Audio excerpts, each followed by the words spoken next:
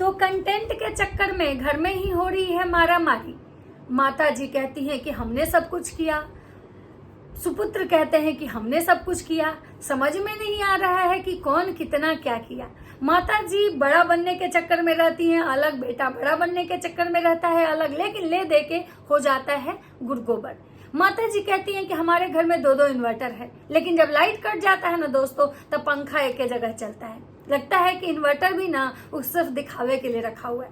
कभी कभी माता जी फ्लो फ्लो में बोल देती कि हमारे घर में जनरेटर भी है, लेकिन रात भर हम गर्मी से नहीं सो पाए हैं, काहे कि बबुआ लोग जब उठेंगे ना सुबह तो जनरेटर चलेगा।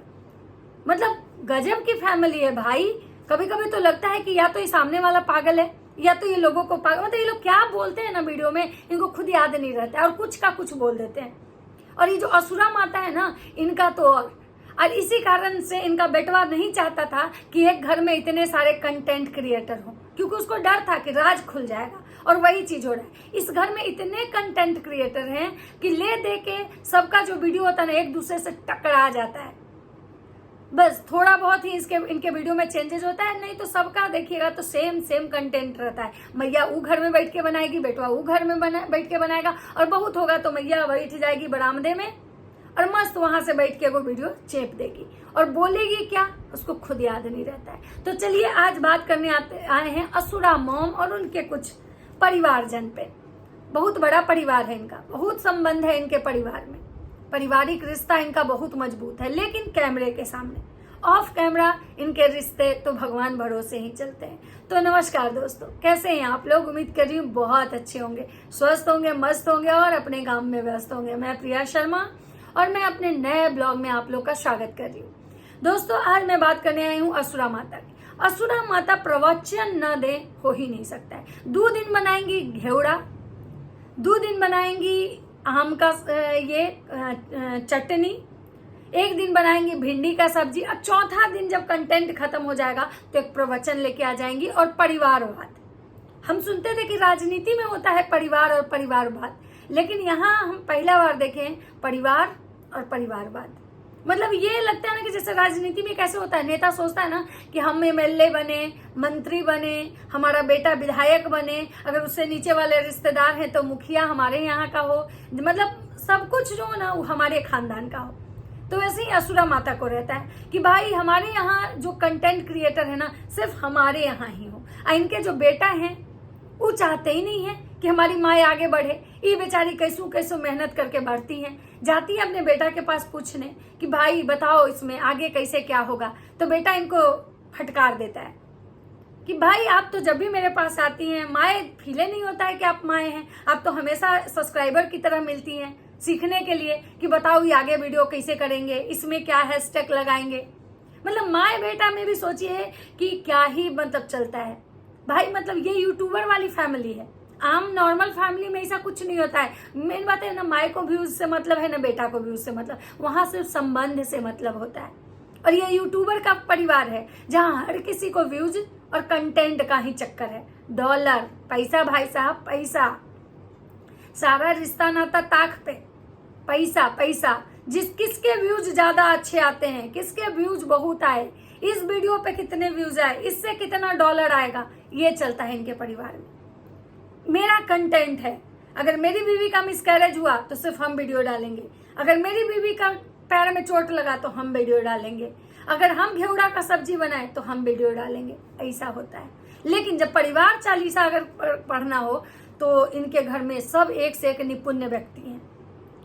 वहां पे दिखाएंगे कि बहुत मधुरता है हमारे परिवार में, मधुर संबंध इन्हीं के परिवार में दिखेगा, लेकिन सिर्फ ऑन कैमरा, ऑफ कैमरा नहीं। तो आज माता जी कह रही थी फ्लो में, बेटा उनके बड़ाई कर रहे थे कि भाई देखिए हम स्टूडियो बना रहे हैं छत्ता पे, बहुत बड़ा स्टूडियो बना रहे हैं। और ये स्टूडियो का आइडिया उनको कहाँ से आया? मनोज दे को देख के। जब जगत भैया गए थे मनोज दे के घर, वहां देखे कि मनोज दे अपने पुराने वाले घर के ऊपर बहुत अच्छा स्टूडियो बनाए हैं। तो भाई जगत भैया तो कॉपी करने में लगे रहते हैं, लेकिन जगत भैया आप कभी मनोज दे नहीं बन सकते हैं, क्योंकि मनोज दे एक जेन्युइन आदमी है। भले ही वो बहुत गरीबी से उठा है, लेकिन वो आज भी जेन्युइन है और जेन्युइन चीजें दिखाता है। और आप लोग ठहरे झूठे लबड़े, आप उसका कभी बराबरी नहीं कर पाएंगे। स्टूडियो बना लीजिए, चाहे काहे नहीं फिल्म सिटी यहाँ पे बिठा दीजिए। दोस्तों अभी क्या है कि भैया बोले भाई कि हम इतना खर्चा किए इस घर में, माता जी कहती हम खर्चा किए, मतलब यहाँ माए बेटा में ये झगड़ा चलता है कि कौन ज्यादा किया है इस घर में। भैया गिनवाते हैं कि झूमर हम खरीद के लाए थे, माता जी कहती है कि नहीं हम लाए थे। भैया कहते हैं कि ये तार हमारे यहाँ से आया था, माता जी कहती है नहीं 50% हम दिए थे। ये है इनके संबंध। उसके बाद भैया कहते को माता जी फ्लो में कहती हैं भैया बड़ा बन के 8 लाख के सोने का चैन, 4 ब्रासलेट, 4 गले में चैन, रोज फ्लाइट से जर्नी, रोज अंबाला में एक कोठी। और भैया का जो दोनों स्कूल है दोस्तों वो है लीज पे। तो माता जी कह रही हैं कि भाई तुम ना ज्यादा ये नहीं करो, पहले स्कूल के लिए जमीन खरीदो। तो भैया को लगा कि भाई सच तो बाहर आ गया, अब तो ये रिएक्शन वाले जरूर पकड़ लेंगे इस बात को, या फिर ऑडियंस पकड़ लेगी। तो भैया क्या कहते हैं, भैया करते हैं कि भाई वहां पे अपनी माता जी को का बाल खींचने लगते हैं ताकि जो टॉपिक हो वो डाइवर्ट हो जाए। लेकिन हम तो ठहरे रिएक्शन वाले, हमारी नजर तो गीध वाली होती है। हम लोग भी यही से देखते रहते हैं कि भाई ये कहाँ लपुआ उड़ रहा है, इसके पर कहाँ से हमें काटने हैं। तो दोस्तों एक बात तो क्लियर हो चुका कि लप्पू रंगीला भैया भले ही जितने स्मार्ट स्कूल बना लिए, लेकिन जमीन उनकी लीज पे है। उनके दोनों स्कूल की जमीन लीज पे है, इनके खुद के जमीन नहीं है। ये बहुत बड़े बनते हैं। अब बात करते हैं माता जी के। परिवार चालीसा लेके बैठी थी कि भाई हमारी जो देवरानी है ना बहुत गरीब घर की है, इतने गरीब घर की है कि हम उसके यहाँ गिफ्ट में सामान नहीं दे रहे हैं दोस्तों, उसके जगह हम पैसा दे रहे हैं कि ताकि उस गरीब परिवार की मदद हो जाए। हम गरीब परिवार। तो माता जी आप कौन सा अंबानी के घर से आई हैं? आपका भी जो मायका का घर था, जो अभी आप हाल में गई थी, जो दिखाई थी, तो वो तो नहीं लग रहा था कि किसी बहुत बड़े आदमी की कोठी है, कोई बंगला तो नहीं दिख रहा था। मतलब ये लोग अपने आप को इतना बड़ा समझते हैं कि अपने घर के देवरान जेठान को भी नीचे गिराने में पीछे नहीं हटते। कि मैंने इनका यही कहना था कि हम बहुत बड़े घर से हैं और हमारी देवरानी जो आई है बहुत गरीब घर से, मतलब इतनी गरीब है कि हम उसको पैसा दे रहे हैं उसकी बहन की शादी में। मतलब इतना नीच गलीज लोग आपको धरती पे नहीं मिलेगा। कोई भी इंसान जब किसी की मदद करता है, अगर परिवार में, रिश्तेदार में, तो सोशल मीडिया पे आके तो उसका प्रवचन बिल्कुल नहीं देता है। लोग बोलता है ना कि दान भी ऐसे करो कि एक हाथ से दो तो दूसरे हाथ को पता नहीं चलना चाहिए। लेकिन ये ऐसे दानी है कि जो आके पूरे एक ब्लॉग में छाप दी कि भाई मेरी जो देवरानी है ना बहुत गरीब घर की है और उसकी बहन की शादी है और वहां से मुझे बुलावा आया है, हम जाएंगे तो आप लोग को वीडियो दिखाएंगे और नहीं जाएंगे तो हम पैसा देंगे उसको ताकि उसकी मदद हो जाए। ये है महान लोग। और दूसरा चीज, आंटी जी कहती हैं कि हम अपनी बेटी को भी ये सिखाते हैं कि पूरे परिवार को लेके चलना। एक रोटी है तुम्हारे पास तो आधा रोटी अपने परिवार को खिलाना, आधा रोटी खुद खाना। लेकिन माता जी से एक सवाल है कि आपकी 4 मतलब गोतनी, 4 या 5 भाई हैं, एलेक्सा अंकल, उसमें आपकी एक ही देवरानी जो छोटी वाली है, अनुष्का की मम्मी, वो कभी कभी आपके ब्लॉग में आती है, कभी कभी दिखती है। आपकी बाकी देवरानी को कहाँ भेज दिए? दुबई में रहती है क्या? कहाँ रहते हैं वो लोग? क्या उनको आधा रोटी नहीं खिलाते हैं? या उनसे आपके संबंध मधुर नहीं है क्या? उसके बाद इनका कहना है कि हम भाई बहू भी गरीब घर से लाए हैं ताकि गरीब घर की लड़की होती है जो सब कुछ समझती है, सब कुछ अच्छे से करती है। तो आंटी जी आप तो जो लाई हैं झूलन को, वो भी गरीब घर से ही है। उसके पापा का सब्जी का दुकान है, लेकिन उसके बावजूद भी झूलन तो कुछ भी अच्छे से नहीं करती है। वो तो ढंग से खाना भी नहीं बनाती है, ना तो ढंग से उसको रहने आता है, ना खड़ा होने आता है, ना बात करने आता है। सारे आपके खुद के ऑडियंस गालियां देते हैं कि हमेशा झूलते रहती है, हाथ गंदा, नाक साफ करते हुए किचन में काम करती है। चावल जब धोने जाती है तो चावल का जो पानी होता है उसको भी मतलब क्या बाहर ही ऐसे फैला के छोड़ देती है। आटा गूंदती है तो चारों तरफ सिंक पे आटा फैला देती है। चम्मच से चाय चलाती है और उसके बाद चम्मच रख देती है गैस पे। हाइजीन नहीं मेंटेन करती है। तो इससे आप ज्यादा गरीब घर से कहां से ले आती? और झुल्लन को जो आप गरीब घर से लाई हैं, लेकिन झुल्लन तो भाई खुद को बहुत अमीर समझती है। और जो आप गरीब घर से इसलिए लड़कियां लाती हैं क्या कि हम गरीब घर से लड़की लाएंगे तो उसको कितना भी टॉर्चर करेंगे तो मुंह नहीं खोलेगी। जैसे कि अभी आपकी झुल्लन के पति का जब सेकेंड अफेयर हुआ था तो झुल्लन अपने पति के अगेंस्ट एक कंप्लेन तक नहीं कर पाई थी। क्यों? क्योंकि वो गरीब घर से थी। उसको पता था कि भाई हम गरीब घर से हैं, अगर हमारा रिश्ता टूटेगा तो हम कहाँ जाएंगे। तो आंटी जी शायद इसलिए गरीब घर से लड़की ले आती हैं कि गरीब घर की लड़की रहेगी तो हमारा सेवा पानी का मजबूत मतलब बंदोबस्त रहेगा, डेली हमें चाय देगी मतलब लाके। क्योंकि अमीर घर की लड़की रहेगी तो भाई उसके तो बहुत नखरे होंगे। तो इसलिए आंटी जी का कहना है कि हम गरीब घर से लड़की लाते हैं। लेकिन हाँ, बेटी हम बहुत राजा घर में ब्याहे हैं। तो मतलब इनके जो बेटी के ससुराल वाले हैं वो बहुत राजा घर में हैं, ये आंटी जी का कहना है। दूसरा कहना था आंटी जी का कि मेरी बहू सब ही हमको बुढ़ौती में काम आएगी, बेटा तो सब मेरा नल्ला है, झक्की है सब। सही बात है, क्योंकि बेटा जो आंटी जी का है ना वो आंटी जी को भाव ही नहीं देता है।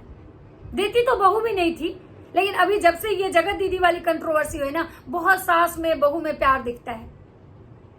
क्योंकि भाई सास को भी पता है कि हम बहू की गंदगी को नहीं सराहेंगे तो हमारे व्यूज नहीं आएंगे, और बहू को भी पता है कि अगर हम सास के साथ नहीं अगर ये करेंगे तो लोग हमें गालियां देंगे, हमारे ऑडियंस ही हमको गाली देंगे। इसलिए यहाँ पे बताए तो कि ऑन कैमरा हर किसी को हर किसी से बहुत प्यार है, लेकिन ऑफ कैमरा नील बटा सन्नाटा, टाए टाए फिस।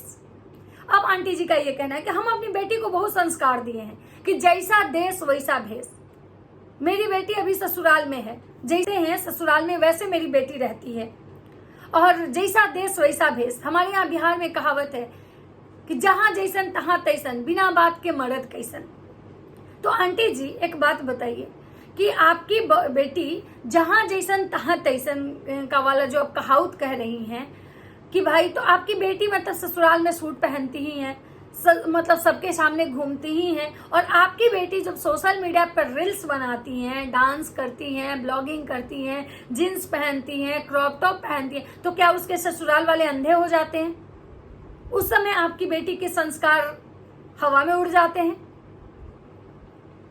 और आंटी जी का एक बात और कहना था, जो शायद आंटी जी जगत दीदी को टारगेट करके कह रही थी कि जब बेटी का ससुराल में बेटी बस जाती है ना, तो माए बाप जो महान होता है ना, उसी की बेटी ससुराल में बसती है। तो आंटी जी एक बात बताइए, आप बहुत महान हैं जो आपकी बेटी ससुराल में बस गई। आप जो जगत दीदी को टोंट कर रही थी कि वो ससुराल में नहीं बसी, तो आंटी जी 8 साल तक वो औरत भी अपने ससुराल में रही, उसकी एक बेटी भी है। उसके बाद उसके पति जब मर गए तो वो औरत अपने मायके आई। और बसना नहीं बसना इस चीज पर डिपेंड नहीं करता है, इससे माँ बाप महान नहीं हो जाते हैं कि किसी की बेटी ससुराल में बस गई। और आपकी बेटी की तो सास पहले से, शादी से पहले से मरी हुई थी, और आपकी बेटी ससुराल में रहती कितना दिन है? 10 दिन आती है, 1 साल पे 10 दिन आती है ससुराल, तो 5 दिन मायके, 1 महीना मायके, तो 2 दिन ससुराल। इसको बसना नहीं बोलते हैं। और ससुराल में उसकी गोतनी जो है, वो गोतनी उसको क्या बोलेगी? भाई दोनों अलग अलग पट्टीदार हैं। गोतनी, अभी आपकी बेटी ससुराल गई हुई तो उसकी गोतनी मायके गई हुई है, उसकी जो जेठानी है। तो आपको क्या लगता है कि आपकी बेटी बस गई? उसको वहां पे प्रॉब्लम ही क्या था? वो हमेशा तो वो बाहर रहती है अपने हस्बैंड के साथ, तो उसको बसना किसके पास था? तो आप जो जगत दीदी को कह रही हैं कि मेरी बेटी बस गई तो हम महान हो गए, तो 8 साल तक जगत दीदी की माँ को भी लगा होगा कि मेरी बेटी बस गई, एक बच्चा भी हो गया। लेकिन भगवान कब किस बसे हुए को उजाड़ देना कहना बहुत मुश्किल होता है। तो इतना भी घमंड मत कीजिए कि मेरी बेटी बस गई और हम बहुत महान हो गए। और अगर बेटी को इतना अच्छा संस्कार दिए थे कि बेटी बस गई, तो ये संस्कार बेटवा के समय कहाँ गया था? बेटवा कोई संस्कार काहे नहीं दिए थे कि ब्याह के बाद भी मुंह मारते चल रहा था? काहे नहीं दिए थे संस्कार? क्या बेटवा के समय संस्कार देना भूल गई थी क्या?